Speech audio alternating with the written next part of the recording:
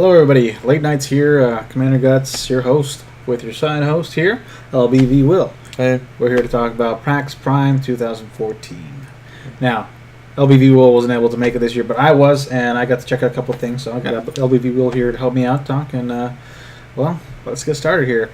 PAX 2014. Well, starting out as usual, every year we have big lines and lots of things to do.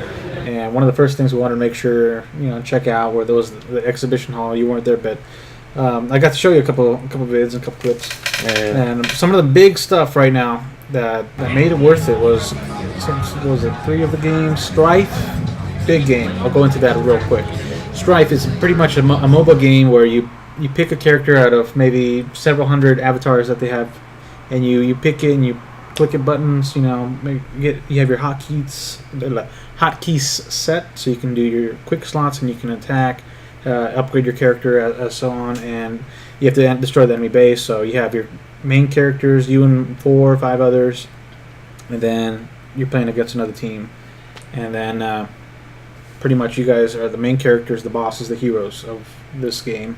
Much like Dota, if you ever heard of Dota, or League of Legends, it plays just like that. It's newer stuff. I mean, it's pretty much a revamp of both those games. Is it an MMORPG? It's not an MMORPG. It's an RPG, and it's mostly just very competitive 5 versus 5. Mm-hmm. So yeah, you can play. They have several different maps, got stuff they're releasing. Mm-hmm. They released a couple codes, some free stuff, but. Yeah, it's a pretty big game. I'm sure a lot of people are looking forward to testing it. I know last year was Dawngate. That was the big MOBA last year. And what else? From the clip, I remember watching your break into the building, and then you organize your group to try to... base, yeah. Mm-hmm. So, yeah, pretty much like that. So you guys have to coordinate, so you take care of this, or you join us, or help us out. So, and each character has different roles. So, I mean, you can be supporting character, or you can be more of a tank type character. Mm-hmm. So, I mean, yeah, you can play it to however you want, or however your team decides to play. You can kind of adapt. So, yeah, it's definitely worth checking out. I mean, it's, very tactically oriented. Oh yeah, I mean, it had a long line, but I'm sure all these other mainstream games had big lines too. Another big one was Evolve. If you haven't had a chance to check any of the trailers out, check it out. This one was a very fun game. Now we waited like an hour just to play this game, but honestly, it was well worth it. Well worth it. This game, you get to play as either one of 4 hunters, different classes. But there's different characters per class that you can pick, so you don't have to just be stuck with one character per the class. Mm-hmm. You get to customize your character with different weapons, different loadouts, but it's usually about the same kind of weapons per class. Mm-hmm. Or if you don't want to be one of the hunters, you can be the beast. What's the second name for the Juggernaut? I think I guess they have names for the monsters, the creature that you play. So you play as this creature. And you can evolve towards like different ways, so you can be like a Juggernaut or a type of flying creature. I mean, it just depends on what you consume in your time between start till finish. So, what do you call it? If you're a hunter, mm-hmm. what's the physical attributes that you gain? So you don't necessarily gain attributes as you do pick up special new equipment. Mm-hmm. So you'll get new abilities, new equipment for your character that you can unlock as you progress. Now these will help you, whether trap the creature or help you locate him, or depending on what your class is, you'll be able to boost your weapons, get better weapons, and eventually progress your character as the creature. Mm-hmm. So then the creature will also be progressing, but they do it in different ways. They don't just collect points like say the hunters, or data from the monster, or tracking, or doing damage to the monster. What happens is the creature gains points by killing off characters, or not necessarily characters, but creatures in the world. Mm-hmm. They'll consume creature and take their power and evolve. Yeah. And the hunter's point is to pretty much get as many points early on, take out the creature, because after a certain point, the creature just gets too strong, and you cannot take him out. So it's trying to get to level up with, I would say, to before it gets too bad. Oh, yeah. And I've seen some of the creatures. The flying ones are probably the most obnoxious ones. People had so much trouble trying to get to them, especially the bigger, deeper, characters, the more powerful. Because all they have is that firepower. Is it multiple players can play? Yes. So it's up to 5 players, 4 players on the hunter team, Mm-hmm. or that one on the creature side as the creature. Mm-hmm. Definitely worth checking out. Very fun and sometimes very scary. I mean, Can your friends play the monster while you're a that's hunter? right. Yeah. Oh, man. You can play just you 4 or 3 other friends on your team and 1 other friend too. Mm-hmm. Be the creature, and oh man, it can be pretty aggravating sometimes, the stuff that they can throw at you, because they'll try and slow you down any way they can, and the creature kind of starts out a little. It has a head start, so to speak. So I mean, yeah, you do have the advantage because you guys are probably better equipped at that point than the monster. You could probably kill him easily, but then as the monster progresses, oh yeah, challenging. He can either outrun you or fly around and kind of just distract you, and oh yeah, so it can get pretty good with that one. What's it coming out on? That's coming out for the Xbox. Xbox One? Xbox One. Is it exclusive? I don't think it's exclusive. I think it will be coming out for the PC as well. I bet that might be coming out later. Mm-hmm. I'll have to double check that, but yeah, it should be coming out for multiple consoles. Maybe 360, but I'd recommend it for the Xbox One. Yeah, if I hope that's not an exclusive. That would be really. Yeah. I honestly am looking forward to that game. If it's on PC, I'm getting it.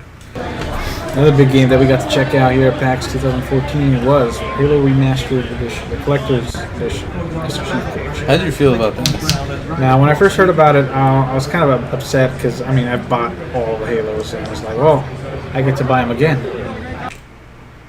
In HD? In HD. I mean, I already bought Halo Anniversary for the Xbox 360. Now I have to buy it again.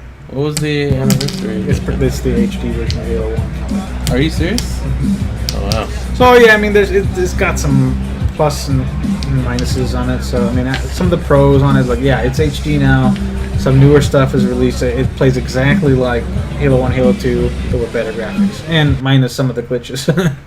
Glitches are really sad about. Yeah, some of the glitches were nice in the original Halo 2 and Halo 1. I mean, Halo 2, you got to use BXR, and double quad shot with the BR, or, glitch jump. You can't do that now. Yeah. So they took that out altogether. But I mean, the gameplay is original. You get to dual wield again, use the needlers, So it's definitely a step back into what they were originally. Yeah, it's kind of confusing though, like how Halo 1 to Halo 2, the the evolution of the weaponry.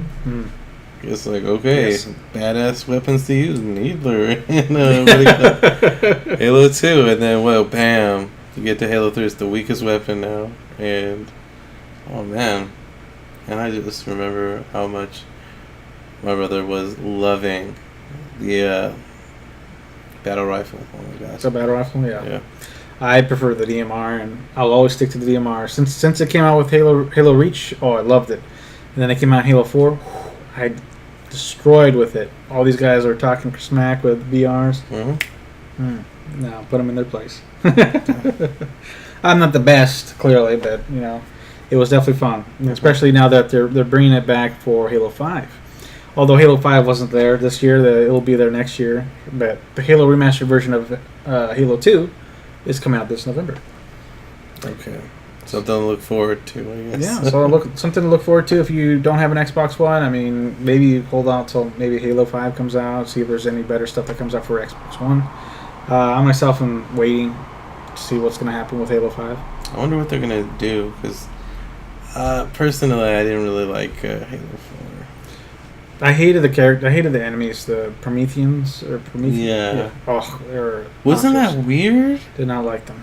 I liked having the Covenant as bad guys again, but I like how they were able to play off the campaign, saying that they were rogue Covenant. Like they haven't even heard of It just upset me because the Covenant were so epic because they were just religious fanatics. Right. That they didn't have anyone they were praying to. They were just they had who they were praying to, but the Forerunners, but they weren't there. You didn't have them. It was just like this unseen. In Halo 4, they weren't necessarily Forerunners. They were different species, which was kind of complicated when the story came to Halo 4, because from Halo 3, it just kind of branched out to Halo Reach, kind of a prequel to Halo 1. But then Halo 4 changed everything, changed the whole story. And then basically the Covenants were or considered Prometheus as God, wasn't it? They saw them as the guardians for the gods. Yeah, I just man, they saw the Didact as a new character, a different species. He was an ancient enemy of the Forerunner, which were ancient humans, essentially. And then I really just hope Halo 4 would be considered a canon. Like I don't know. Random I didn't like the campaign so much in Halo 4, but I did love the cinematics. They were amazing. Mm-hmm. So I mean, the Halo remastered Halo 2, it's going to be pretty good. I saw some of the stuff, and yeah, you can still switch back. Like in Halo Anniversary, you can go from the original look to the newer HD remastered version. Very nice, and they got remastered sound and everything, so it sounds great. Mm-hmm. Yeah, so that's going to be available this November, and it'll come with Halo 1, Halo 2, Halo 3, all the other Halos, so you can just jump in, jump out. Halo 4 will be included with that as well. Mm-hmm. But Halo 5 is coming out next year, so we'll probably keep an eye on it for next year. A lot of stuff's been changing here at PAX. This year there's still a lot of lines, and a lot of the exhibition hall this year was a lot of the same games. They had ESO again. They had all the indie games that were most of them were the same, except for maybe like 12 to 20. I mean, granted, there's a lot more indie games than there are mainstream. Well, I mean, of course, like some of them they didn't get them out or published yet, so they're still needing tweaks. I can understand that because indie games they're funded by themselves, so right. I can understand that, but like a lot of the mainstream games, come on. It's like I don't want to see ESO again. Everyone didn't really. They were upset with what the mess that happened. I mean, granted, I'm sure they've had time to fix their stuff. I mean, I haven't checked it out since pretty much PAX last year, and I gotta say I've only saw some clips here and there, and I've heard mostly bad reviews, and some people who preferred the World of Warcraft style of gaming, they actually liked it. I mean, it was a kind of a breath of fresh air for them trying out the ESO. And hey, if they like it, that's all good for them. But I'm a Skyrim guy. I love Skyrim, Morrowind, Oblivion. I played all those games on Xbox, and that was my game. When I'm going online, I was expecting it to be like that, but with a crap load of players. And you would think, yeah, that's gonna be awesome, but it turned out not to be the best. I think everyone, what they really wanted was pretty much a Skyrim multiplayer, not another WoW with a ESO skin. Pretty much what it is. Sorry, but I mean that's what I thought about it when I saw it. I mean, some aspects did stay the same, but you can't customize your weapons and armor to fit you. So, like you did in Skyrim, they were stats. And permanent stats. They didn't upgrade to you. They upgraded towards itself. So you had like a low end armor and then a high end armor instead of an armor that was kind of had a rating better than so you had your steel armor, which is better than your leather armor, right? And then you had your ebony armor, which is better than your steel. But in this game, it pretty much changed it, so it's now your leather armor is beginner equipment, and your steel is like middle range, and then ebony is advanced, which is wrong. I mean, you could use ebony at any time. If you could find a way to get your hands on it, it made the catch even better, because it was really hard to get your hands on ebony, because only the freaking Umbra guys had it, and they were really good fighters. So you'd have to get really strong companions or a really strong character, and the armor would actually mean all that more. Now, it doesn't necessarily mean that it was better. It was meant for higher levels. It was actually meant to have a better rating. So if you could fight yourself and you'd wear steel armor or ebony armor, it really wouldn't matter. I mean, it'd depend on your skill and who made the first mistake. But the ebony kind of pushed it, so you had that little advantage of better armor. So I mean, ESO. I mean, you got a couple things to work on there. I mean, I'm sure you're already working on a lot of stuff, and well, can't really say much more on that. I mean, it's a large task to do an MMO. It is a a very huge task to accomplish, and I can understand why that a lot of stuff kind of bugged up, But I mean, I'm sure during the beta testing they were all fixing little things here and there, and so So is it anywhere near release or? No, it's already out. Yeah. So it's already out. I mean, I don't know why they had it at PAX if it's already out. I guess they just want to. Maybe they wanted to. Like, get hey more guys, sales. do you remember this game? And most of us were just like, ESO's here again. Sorry. No. Yeah, we got to check. Actually, right next to them was Star Citizen in a little section nearby. They had the Star Citizen guys. Mm-hmm. So I was really happy to see those guys and talk to them a bit and kind of did a couple questions and like a little interview about their backgrounds and what the kind of stuff they like. Pretty cool guys. If you ever get a chance to meet them at PAX or any other event, definitely.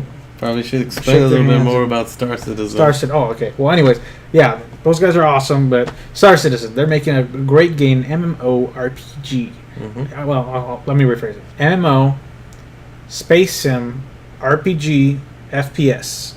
Now, when I say this, it's multiple genres. But the way that Chris Roberts has said it is it's like 6 or 7 games in one. And in this game right now, it's coming out in modules. It's pre-alpha. It's very pre-alpha. Yeah. People still, as soon as they make an announcement to release a second module, like they just recently released the Arena Commander, which is the dogfighting module.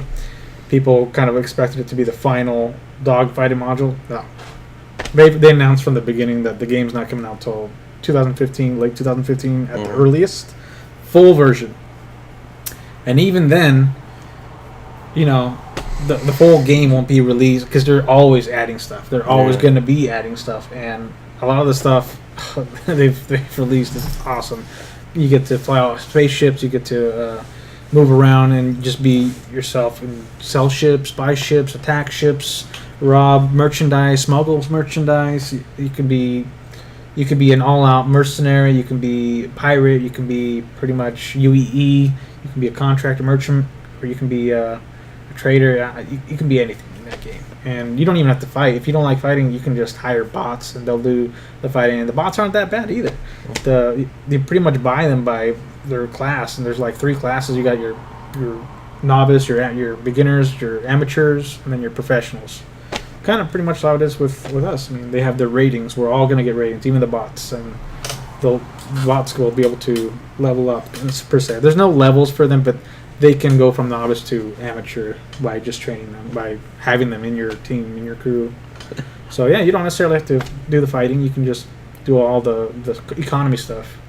What about the flight simulation? Explain a little bit more. So the flight sim, you do the dog fighting module is mostly just head-to-head combat or co-op combat. So you can do the Vandal Swarm co-op, which is pretty much the campaign side of it ish. I want to say it's not really campaign. The Squadron 42 is the campaign of it, but the Vandal is the main enemy in Star Citizen. They're an alien race, and the Vandal Swarm is the combat you can have with your friends or by yourself, and pretty much just go to I think it's 15 waves of enemies, and you practice on the AI. And the other multiplayer, you get free flight. You can just grab a ship, hop in it, fly around, and you can get all the cinematic views of it and check it out and record stuff, or you can just get a feel for flying, because sometimes it can be a little hard flying those things, especially in third person.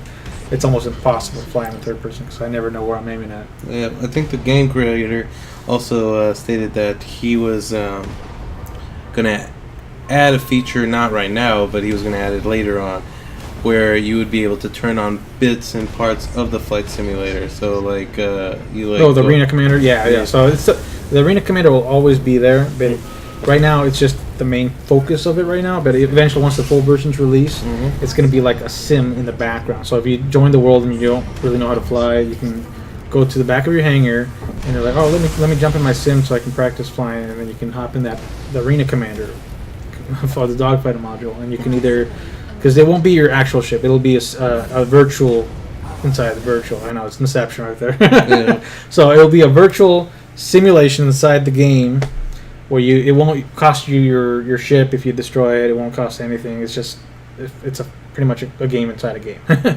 And you'll get to practice and fly around and shoot stuff, and pretty much you can tune your skill or just at least get the basics of it, and then go out and use your real ship.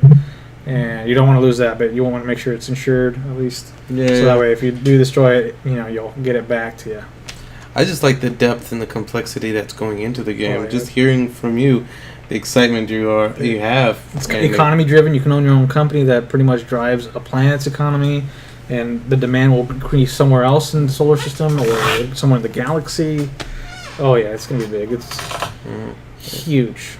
It's one of those games that you actually think that it might. Oh yeah. Push the barrier on like gaming right now, and it's just like try to bring something new and different. I have to admit, this is many games at once. Like you can have racing. You can race. Yes. In this game, you can dogfight and have a competition and tournaments based on a virtual sim inside the sim. Yeah. So you can go to a planet and say, "All right, I'm here for the dogfighting competition," and then you guys duke it out there, and the winner, he gets prizes, maybe in-game credits or something like that. And then you can go out and like, all right, well, the tournament here is done. We'll go out somewhere, and then all of a sudden you get an alert. Nearby, forces are attacking, pirates are attacking the space station. Request assistance. And if you're a mercenary ship and you're like, you know what, maybe I'll take that job. And then you just hop on and you jump in, and you can have your friends hop in as your AI. They'll jump in as your bots.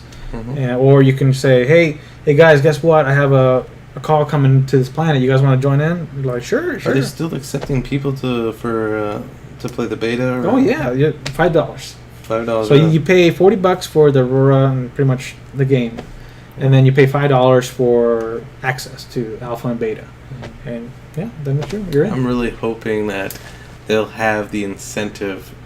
Like I'm hoping when sales come out and then you people first join up, they're gonna have the incentive again to give out the lifetime insurance.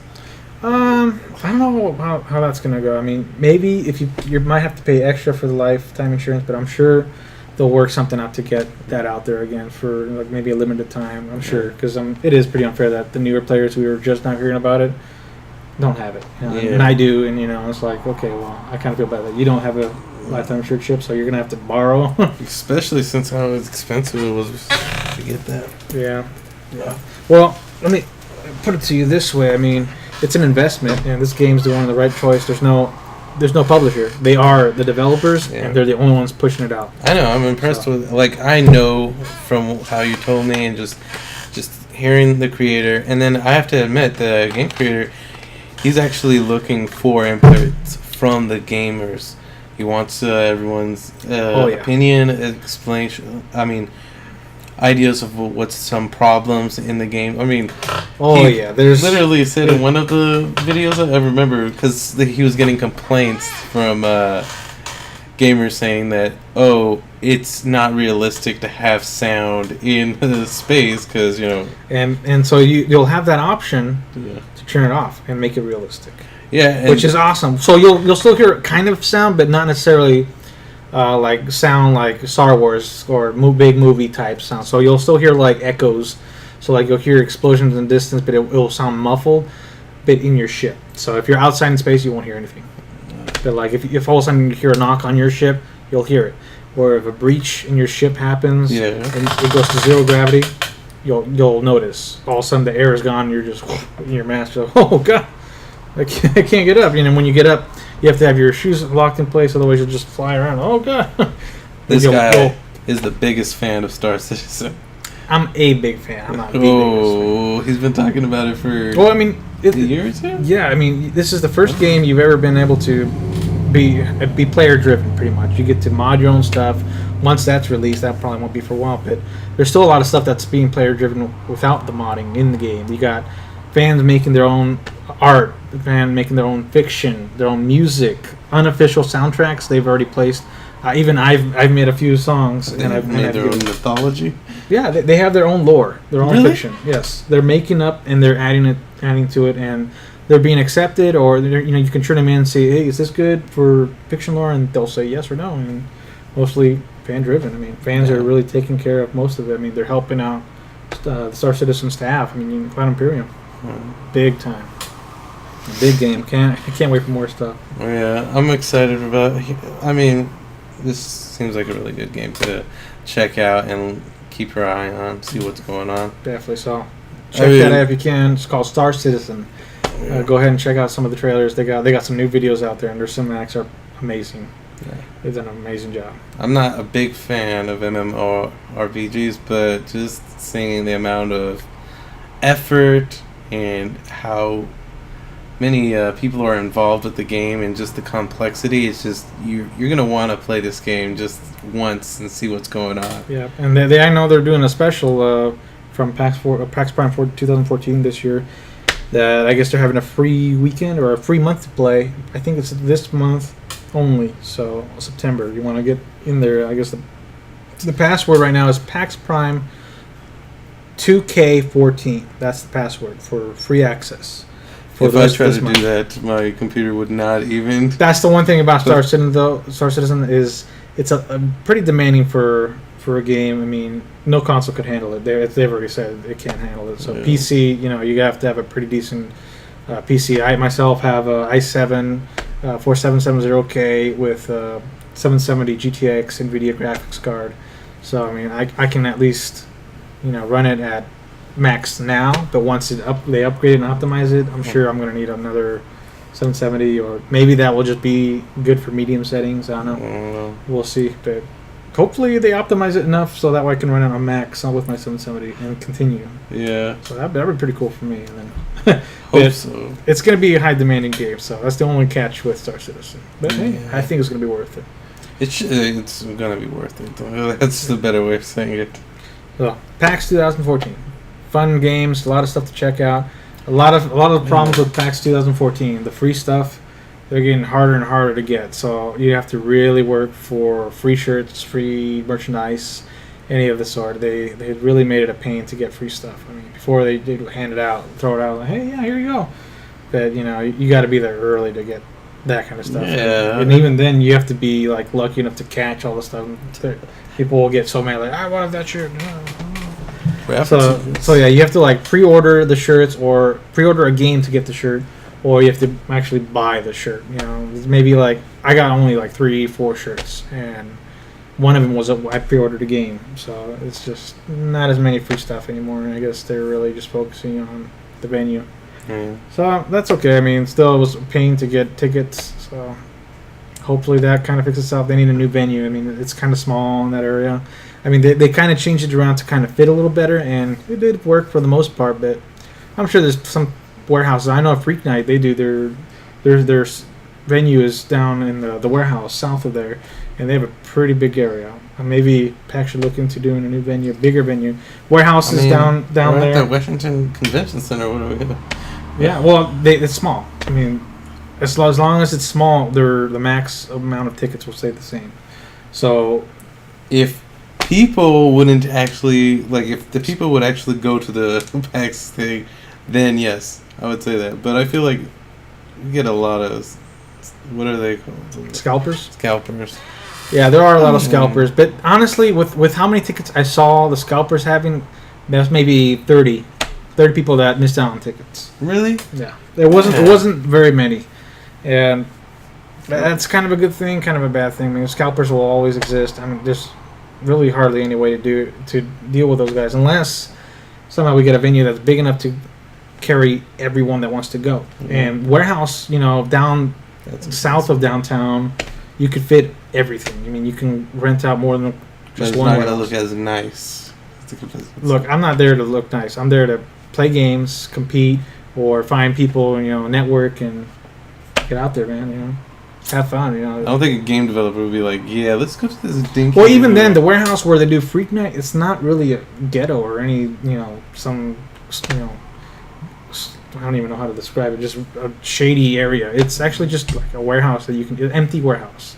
I mean, it's a whole floor with no stairs or capacity that they need to worry about, just how many people they can fit in there and how much stuff they can fit in there. So, honestly, it's a pretty good idea. You can have one warehouse dedicated to PC gaming, and then you just enter, or exit, and you have one side of free play, and then one side BYOC, bring your own computer. Yeah. Then you have another warehouse, which is dedicated to exhibition, and then maybe next door was a shared exhibition hall, and they're pretty big spaces. I mean, they're probably as big as one floor of freaking the Seattle Convention Center. So I mean, I'm sure if they look into it, find a new venue, or find something bigger, because everyone's getting pissed about these PAX, as soon as they come out. I mean, I checked Twitter and I tried to update, but I wasn't able to get one of the earliest. I had to pay extra to get tickets, which I don't understand how people. I was looking for it, and I still missed it. I know. I waited too, and as soon as we got the text, I was like, oh, I'll go online. And I went online, and I went to queue, and then all of a sudden it says Monday and Sunday only. I was so sad. I was like, Friday pass is gone. Friday pass is gone. Saturday pass is gone. Everything was gone except for the Sunday, Monday.